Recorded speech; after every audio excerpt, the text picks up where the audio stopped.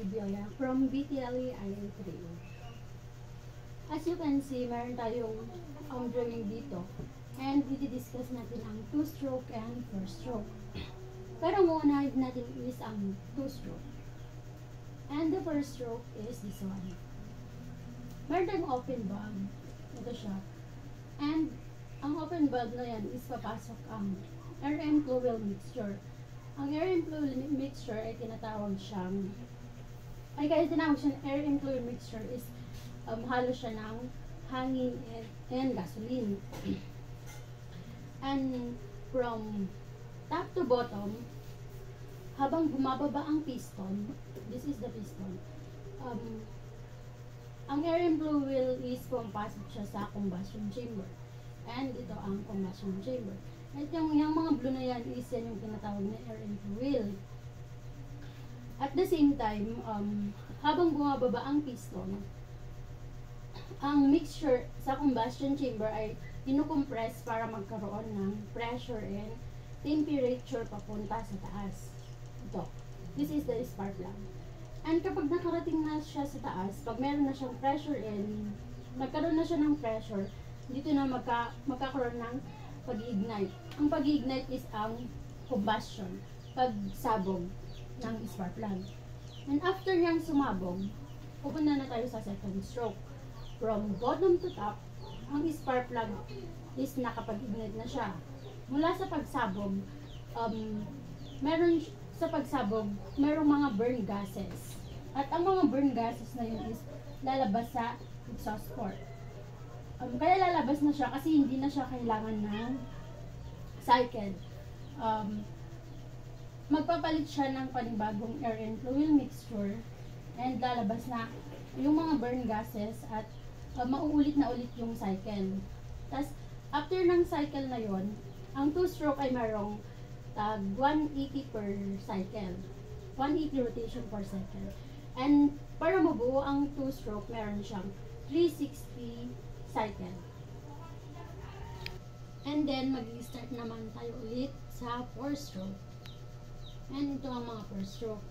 The first stroke is the intake, the compression, the power, and the last one is the exhaust. And syempre, mag-start tayo dito sa intake.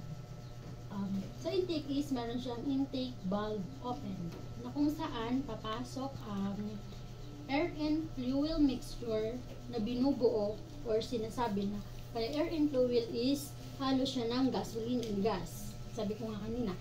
And then after nun, kapag nakapasok na siya from top to bottom, habang bumababa ang piston, ang intake valve is open at makakapasok na ang air and fuel mixture.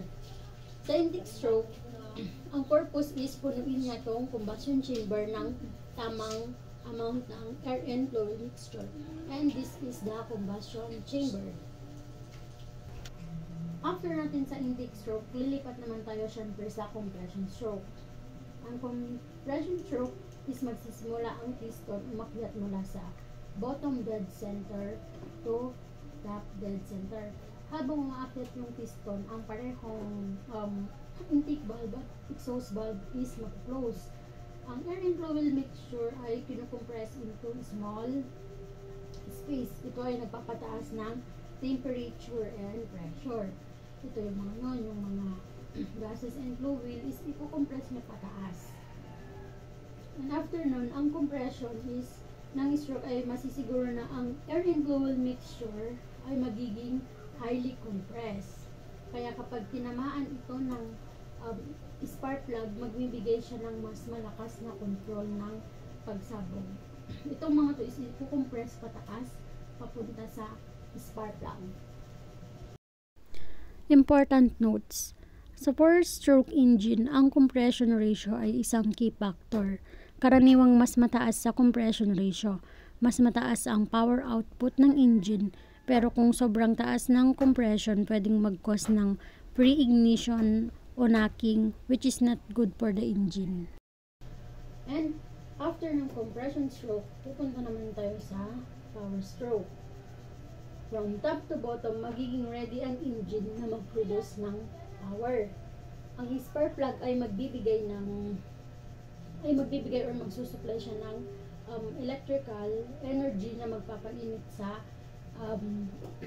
air and fuel mixture natin. And doon, magkakaroon ng paggumbas at magkukos siya ng explosion and combustion. And doon na magkakaroon ng pagsabog dito sa taas ng spark plug. And then, pagkatapos ng power stroke, is pupunta tayo sa exhaust stroke. Ang piston ay magsisimulang umakyat mula sa bottom dead center papunta sa top dead center. And then after that, habang umaakyat ang piston, ang exhaust gases mula sa combustion is tinatanggal palabas ng cylinder. Ito siya. Ito, yung mga burn gases na nanggaling dito sa power na dun sa pag-cause ng pagsabog. And then, pumapasok ito sa exhaust manifold diretso sa exhaust system. Itong mga exhaust gases ay result ng chemical reaction during combustion.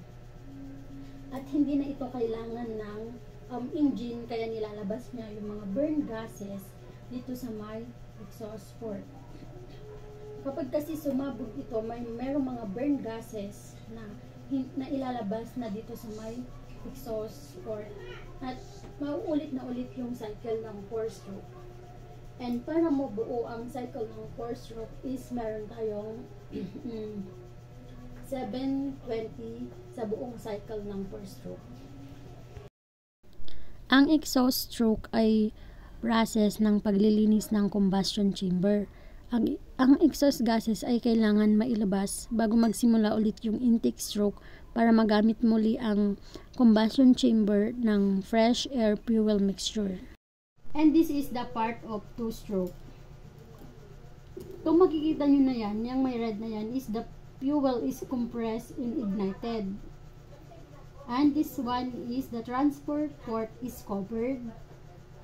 And yung arrow na yan is the fuel mixture is drawn into crankcase. And this one is the valve open. Yan. And yung bilog na yan, yan dito sa space na yan is the crankcase. And dito naman tayo sa isang stroke. Yung mga black na yan is the burn fuel is pushed out by compressed fuel mixture. And this is the parts of 4-stroke. This one is the spark plug. And this is the intake valve open. And this one is the exhaust valve close. And yung mga bilog-bilog na yan is the air and fuel mixture. And itong space na yan is the combustion chamber. And this one is the piston. And this one is the connecting rod. And this one, yung bilog na yan is the crankshaft.